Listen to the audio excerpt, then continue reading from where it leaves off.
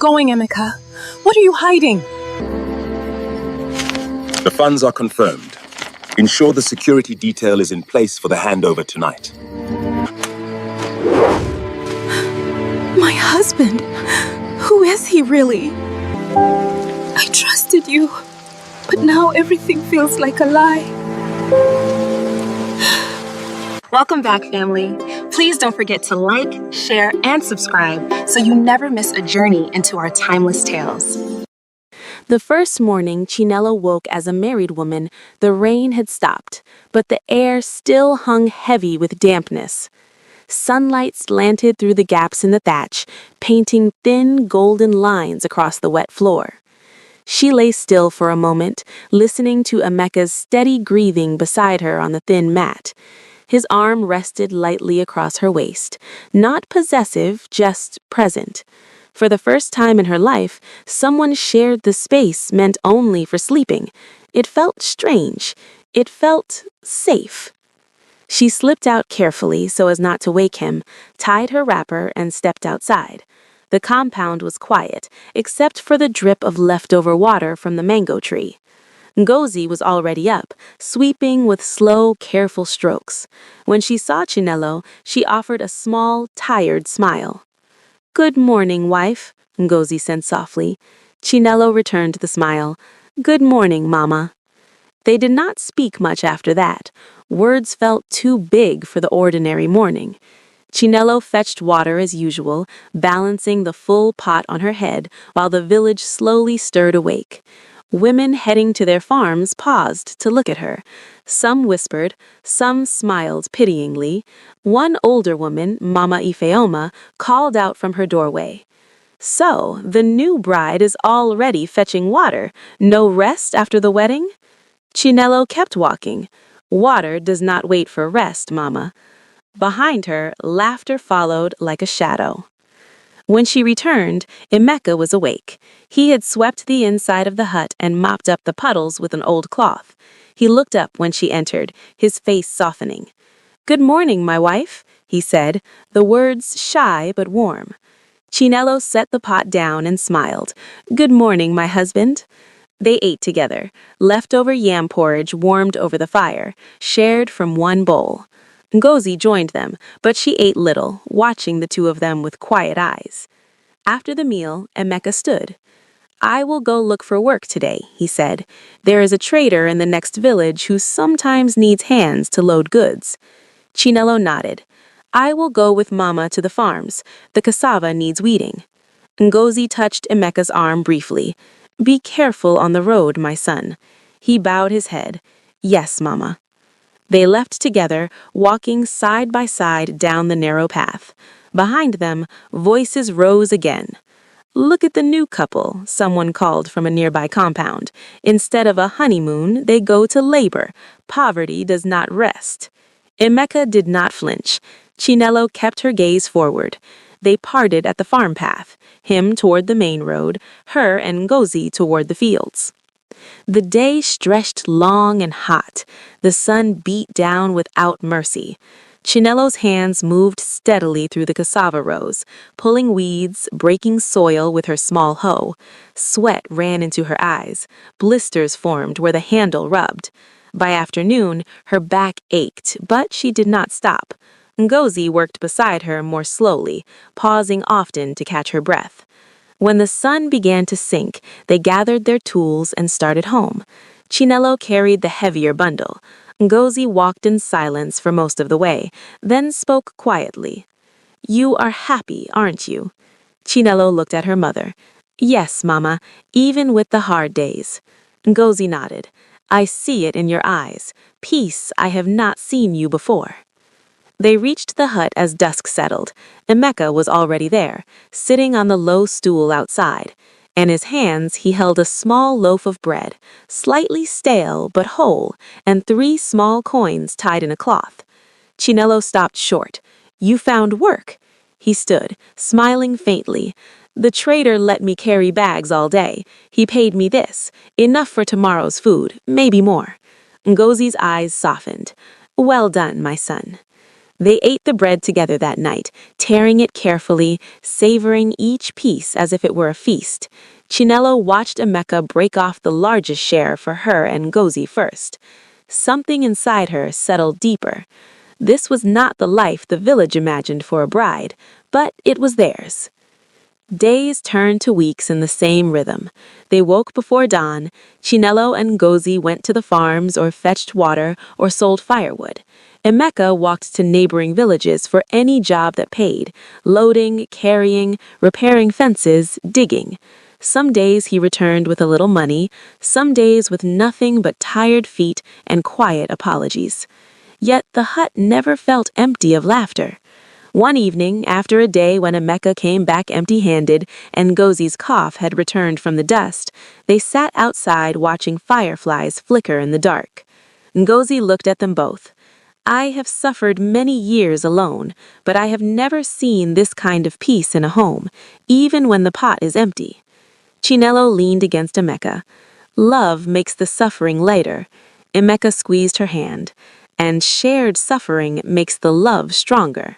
Ngozi smiled, a real smile, small but bright. "Then keep sharing it. God sees." But the village did not see peace. They saw only struggle.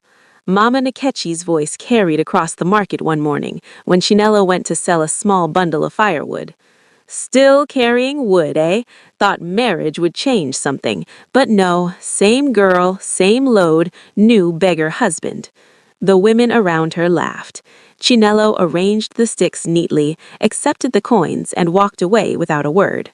That night, Emeka returned late, clothes dusty, face drawn.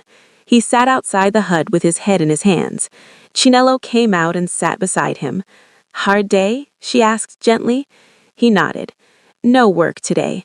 The trader said he has enough hands for now." She rested her head on his shoulder. "Tomorrow will be better." He closed his eyes. "I promised you would never sleep hungry. I am failing." "You are not failing," she said firmly. "You are trying. That is more than most do." Inside his chest, though, a storm brewed, one Chinello could not see yet, because while the village laughed and the days grew harder, Emeka carried a secret heavier than any sack. That night, when Chinello and Ngozi slept, Emeka slipped quietly into the bush behind the hut. Under the thin moonlight, he opened the faded sack and removed something small and sleek, a phone, modern, expensive, hidden beneath layers of old cloth.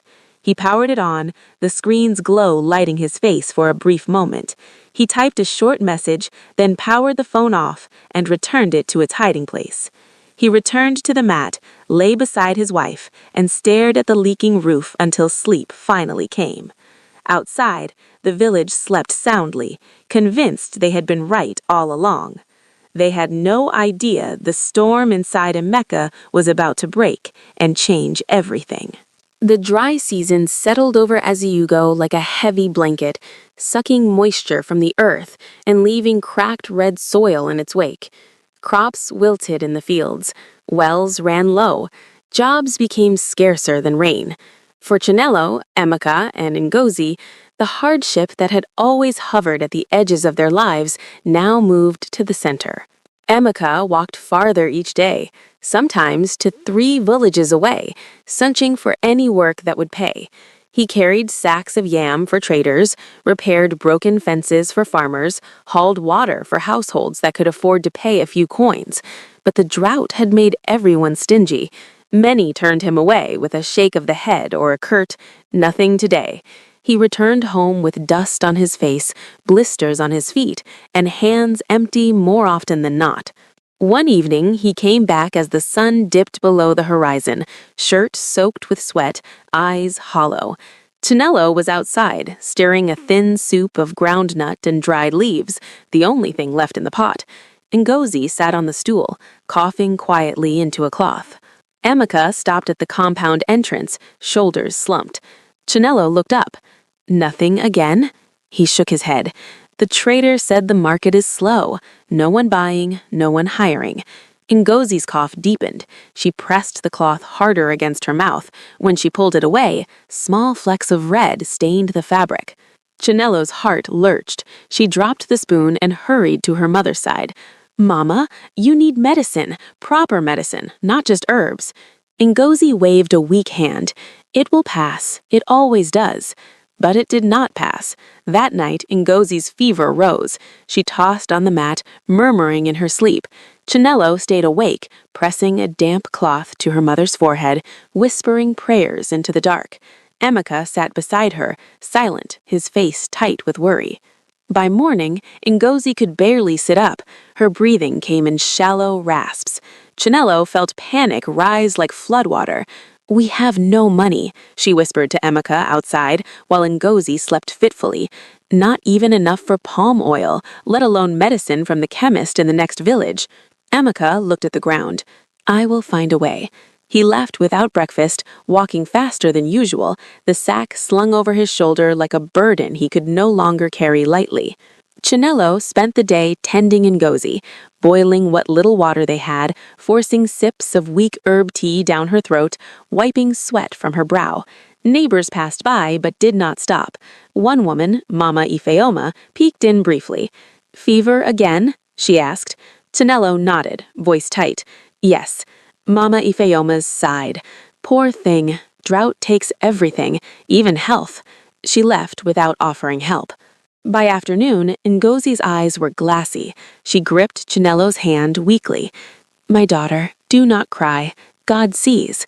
Chinello's tears fell anyway. "I cannot lose you, Mama. Not you, too." Ngozi managed a faint smile. "I am stubborn, remember?" But the words sounded thin against the reality pressing in. Emeka did not return by evening. Chinello waited at the compound entrance, watching the path until darkness swallowed it. Fear clawed at her chest. Had something happened? Had he been turned away everywhere? Had he left? No, she pushed the thought away. Emeka would not leave, not him.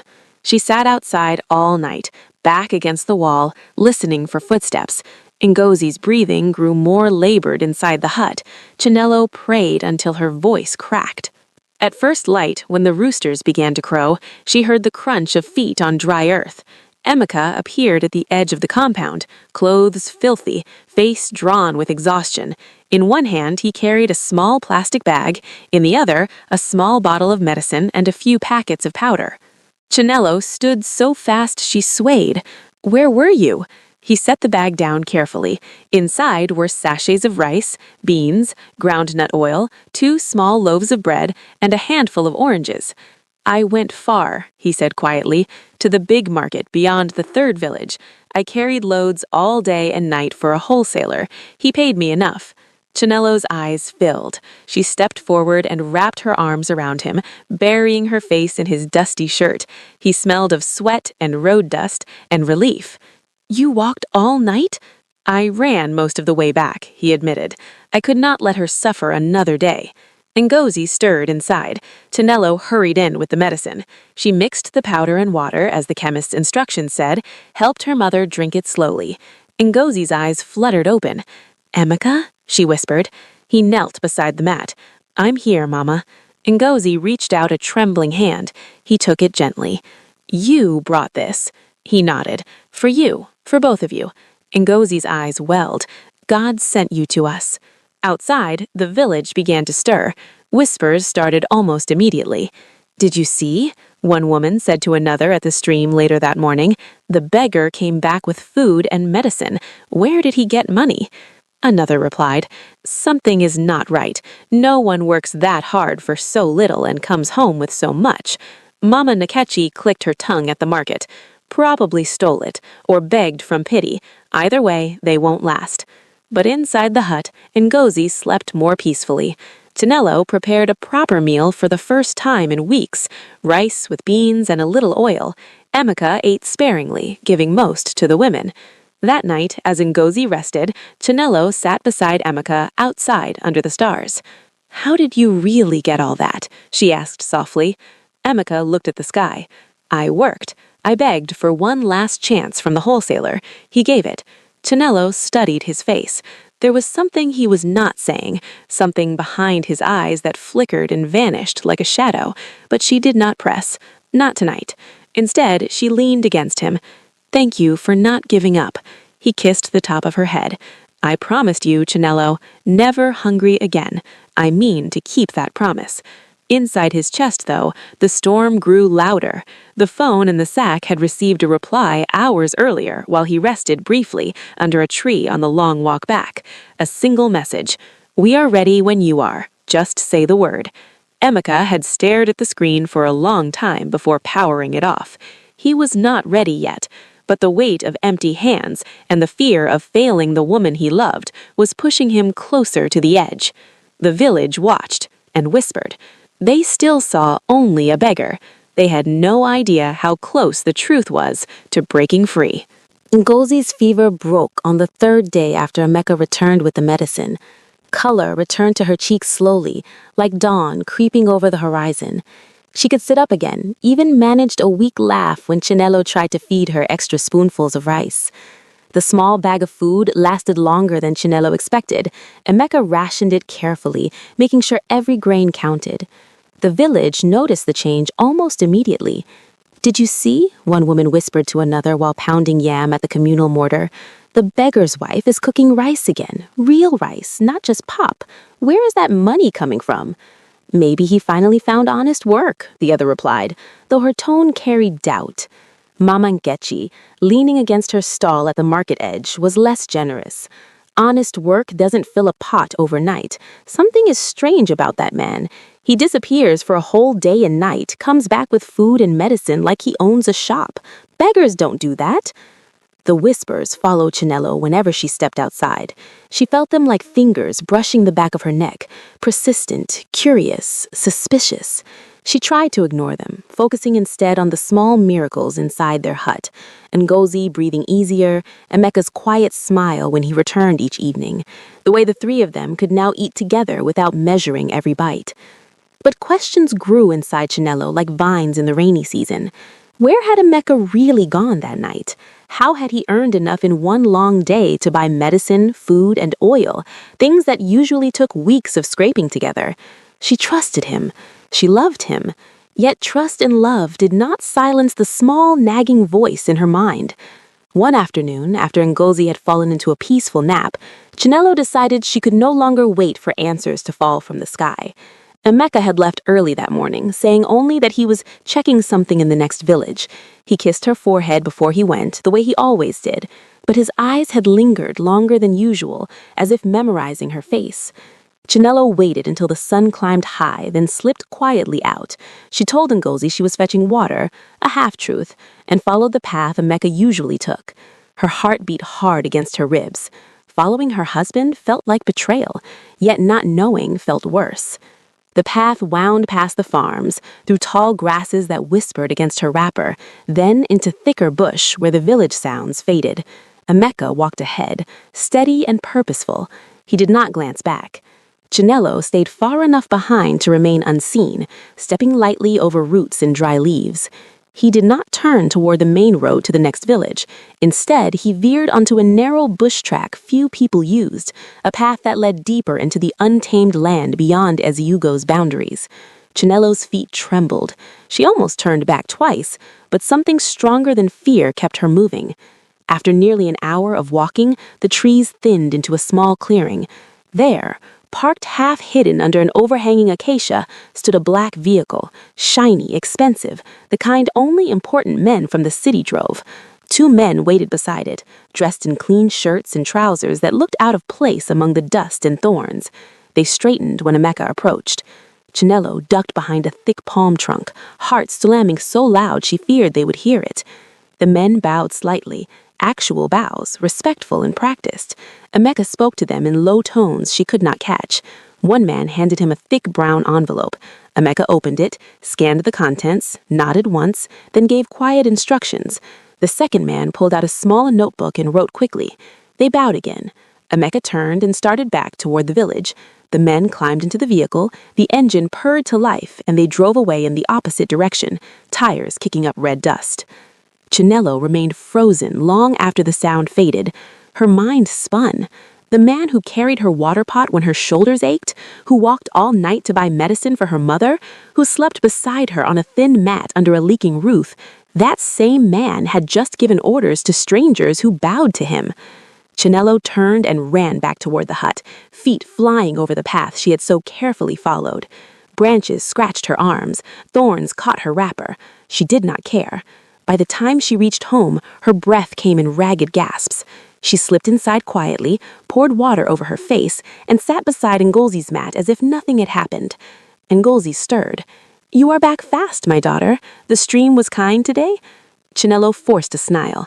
"Yes, Mama, very kind." But inside, everything felt unsteady. That night, Emeka returned, as usual, dusty, tired, carrying only a small bunch of greens he had picked along the way. He greeted Ngolzi warmly, kissed Chinello's cheek, and sat to eat the simple meal she had prepared. Chinello watched him across the low fire. His hands were steady as he broke the bread.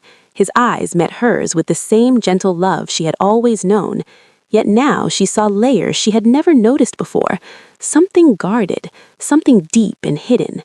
After Ngolzi slept, they lay side by side on the mat. Emeka pulled her close. "You are quiet tonight," he murmured. Chinello stared at the dark roof. "Just tired." He kissed her forehead. "Rest, my love. Tomorrow will be better." She closed her eyes, but sleep did not come. In the silence, questions circled like vultures. Who was he, truly? Why the disguise? Why the secrecy? Had everything, the water at the stream, the shared meals, the marriage, the promises, been part of some test she did not understand? She loved him. That had not changed. But love, she realized, could hold doubt in the same hand. Outside, the night was still. Inside, Chinello's heart, a quiet storm had begun, one that would either tear them apart or force the truth into the open. And the village, still laughing at the beggar and his wife, had no idea how close the mask was to slipping. The change began quietly, like the first drops of rain after a long drought. Small, almost unnoticed at first, then impossible to ignore. It was mid-morning, 3 days after Chinello's secret journey into the bush. Ngozi was strong enough now to sit outside on her stool, shelling ground nuts slowly while Chinello swept the compound. Emeka had left early again, saying only that he would return before dark. Chinello had not asked where. The questions still burned inside her, but she held them close, waiting for the right moment, or perhaps fearing what the answers might mean. A low rumble rolled down the village road, deeper than the usual motorcycle engines or donkey carts. Chinello paused, broom in hand. Ngozi lifted her head. Children stopped playing and ran toward the sound. Women stepped out of doorways, hands on hips. A large white truck, new, gleaming under the sun, slowed as it approached their small compound. Dust swirled around its tires like smoke. The driver, a young man in a clean uniform, leaned out the window. "Is this the home of Emeka?" he called. Chinello stepped forward slowly, heart pounding. "Yes, he is my husband." The driver nodded, jumped down, and opened the back of the truck. Inside were stacked bags, rice, beans, gaudy, palm oil in large jerry cans, along with cartons of soap, detergent, several lengths of good cloth, and even a small sack of cement. 2 other men climbed out to help unload. People gathered quickly. Children pressed close. Women whispered furiously. Men crossed their arms, watching with narrowed eyes. The driver handed Chinello a folded paper, some kind of delivery note, and began directing the unloading. Bags thumped onto the ground in front of the hut. The compound, usually bare except for the mango tree and a few stools, suddenly looked crowded with abundance. Ngozi stood shakily, gripping the edge of the stool. "Who sent all this?" The driver shrugged. "The order came from the office in the city. Name on the paper is Emeka. That's all I know." Chinello stared at the growing pile. Rice, real bags of it, not the handfuls they usually scraped together. Oil enough to last months. cloth she could use to make new wrappers for herself and Ngozi, cement, to finally repair the leaking roof properly. The crowd grew thicker. Mama and Kechi pushed to the front, eyes wide. Where did this come from? You people have been starving one day. Now this? Who is paying? Chinelo did not answer. She could not. Her throat felt tight. She looked at Ngozi, whose hands trembled as she touched one of the rice bags, as if it might disappear. The truck emptied quickly. The driver tipped his cap. "Sign here, madam." Chinelo signed with shaking fingers. The men climbed back in, the engine roared, and the truck rolled away, leaving a cloud of red dust and stunned silence. For a long moment, no one moved. Then the whispers exploded. "See?" one woman said. "I told you something was strange about that man. Stolen goods, maybe, or he found some rich fool to pity him." Mama Ifioma shook her head slowly. "That much food and supplies, that is not pity, that is power." Children ran forward, touching the bags in awe. A small boy reached for a jerry can of oil. His mother pulled him back sharply. Chinelo finally found her voice. We will share what we can," she said to the crowd. "No one should go hungry while we have this." Some women murmured approval. Others looked away, faces tight with something between envy and shame. Ngozi stepped forward, voice soft but firm. "My daughter is right. Come, take what you need." A few stepped up hesitantly, older widows, families with many children. Chinelo measured out small portions of rice and beans, handing them over with quiet words of blessing. The crowd thinned slowly, but the whispers did not. Emeka returned as the sun began to lower, walking up the path with his usual steady stride. He stopped short when he saw the pile of supplies still waiting to be carried inside, the lingering villagers watching him. "What is happening?" he asked, voice calm but eyes sharp. Chinelo walked to him, tears standing in her eyes. She held out the delivery note. "They came for you, a truck from the city. They called me Madam." Emeka took the paper, glanced at it once, then folded it carefully and slipped it into his pocket. He looked around at the faces, some curious, some suspicious, some openly hostile. "I will explain," he said quietly, "but not here, not now." He moved past the crowd without another word, helped Chinelo carry the remaining bags inside, and closed the door gently behind them. Inside the hut, Ngozi sat on the mat, staring at the wealth now filling their small space. Chinelo knelt beside her mother. Emeka stood near the doorway, shoulders tense. Ngozi spoke first, voice soft but firm. "Emeka, who are you?" He looked at Chinelo. Her eyes searched his face, pleading, confused, loving. He took a deep breath. "Tonight," he said, "when the village sleeps, I will tell you everything." Ngozi nodded slowly. Chinelo reached for his hand. He squeezed it gently, but she felt the tremor in his fingers. Outside, the sun set in a blaze of orange. The village settled into evening routines, cooking fires flickering, children called home, voices murmuring under the rising moon. But in the small hut, silence lay thick and heavy. The gifts had arrived, the questions had multiplied, and the truth, long hidden inside a patched sack and a quiet man's heart, was finally pressing against the door, ready to step into the light. The moon hung low and full that night, casting silver light through the gaps in the thatch and across the small space where Chinelo, Ngozi, and Emeka sat in a tight circle on the mat. The new bags of rice and beans stood against the wall like silent witnesses. The jerry can of oil gleamed faintly. The air smelled of cement dust from the unopened sack and the faint sweetness of oranges Emeka had peeled earlier for Ngozi. No one spoke for a long time. Ngozi broke the silence first.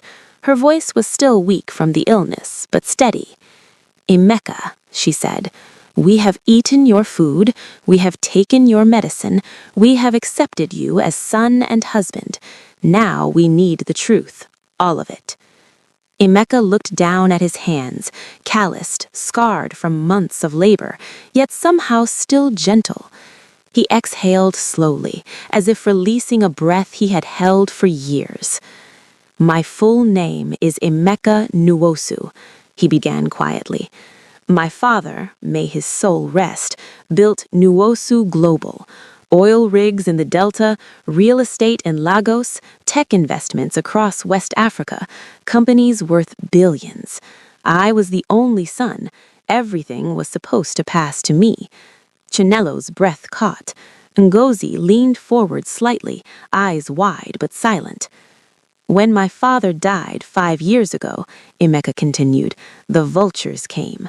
Uncles I barely knew, cousins who had never visited, business partners who smiled at meetings but plotted in shadows. They wanted control. They wanted me married to a woman from one of their families, a union that would tie alliances and shares together. I refused. He paused, staring at the flickering flame of the small kerosene lamp. They tried everything: threats, blackmail, fake documents claiming I was unfit. One night, they even sent men to my house in Lagos, men with guns who said they were escorting me to a meeting I never agreed to. I escaped. I left everything behind: the cars, the houses, the accounts. I walked away with only what I could carry in a sack and the clothes on my back. Chinelo felt the room tilt. You chose this? The begging? The hunger? Emeka met her eyes. I chose truth. I wanted to know who would see me, really see me, without the money, without the name, without the power. I wanted to find one person who would love me for who I am, not what I own. Ngozi's hand trembled as she reached for her daughter's. And you found her. Emeka nodded slowly. I wandered for months. Villages, markets, roadsides. I begged when I had to. I worked when I could. I learned what hunger feels like when it is not a choice. I learned what kindness costs when you have nothing left to give. He looked at Chinelo again, eyes soft with something deeper than gratitude. Then I met you at the stream. You gave me water when your own pot was half empty. You came back the next day with a full pot just because you promised. You shared food when your mother was hungry too. You never asked what I could give in return. You simply gave. Chinelo's chest tightened. Tears slipped down her cheeks. All this time, you watched me carry firewood. You watched me cry when there was no food. You let me believe we were the same. You let me suffer beside you when you could have stopped it with one phone call. Emeka's voice cracked. I wanted a wife who would choose me in the dark, not because the light was shining. I wanted to know if the world took everything away again, I would still have someone who stayed. Ngozi wiped her eyes with the edge of her wrapper. And now? Now, Emeka said, I cannot hide anymore. The truck today was only the beginning. I have already bought the lands around the village, the old farms no one could afford to work, the abandoned cocoa estate at the edge.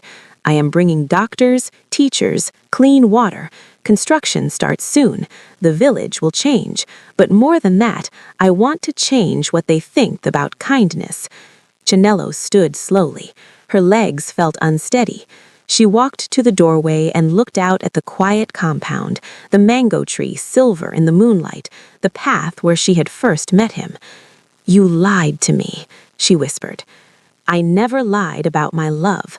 I only hid my past. Every promise I made, to work for you, to protect you, to never let you sleep hungry, I meant them. I still mean them. She turned to face him. Tears streamed freely now. I trusted you when I had nothing. I loved you when everyone laughed. And you tested me. Emeka bowed his head. I did, and you passed every test without knowing there was one. That is why I am telling you now, because you deserve the whole truth. If you want me to leave, I will go. The wealth, the land, the projects, I will leave them for the village anyway, but I will go. Silence stretched between them. Ngozi spoke from the mat, voice gentle but firm. Chinelo, look at me. Chinelo turned. Her mother's eyes were steady. This man walked beside you in the dirt when he could have flown above it. He carried your burdens when he had the power to remove them. He loved you quietly, without asking for praise. God does not send perfect people. He sends people who grow, and this one, he has grown because of you. Chinelo looked back at Emeka. His face was open, vulnerable, waiting. She stepped forward, slowly. Then she reached up and touched his cheek. I am hurt. I am angry. But I am not leaving, because the man who begged for water is the same man who walked all night for medicine, the same man who held me when the roof leaked, the same man who promised forever and meant it. Emeka's eyes filled. He pulled her close, arms wrapping around her tightly. I am sorry, he whispered into her hair. In her heart, she felt the shift of the seasons, the season of lack, melting away into the promise of abundance. Then let tomorrow begin the making right. Outside, the village slept, unaware that the beggar they had mocked was no longer hiding. Inside the small hut, the truth had finally stepped into the light, and with it came the promise of a new dawn, not just for Chinelo and Emeka, but for every soul in Eziugo who had ever laughed, judged, or simply looked away. Part 3 is dropping very soon, and it is so explosive that you won't want to miss it. So are you ready for it? Say next. Hit that subscribe button right now and turn on the notification bell so you are the first to know the moment Part 3 goes live. See you in the next chapter.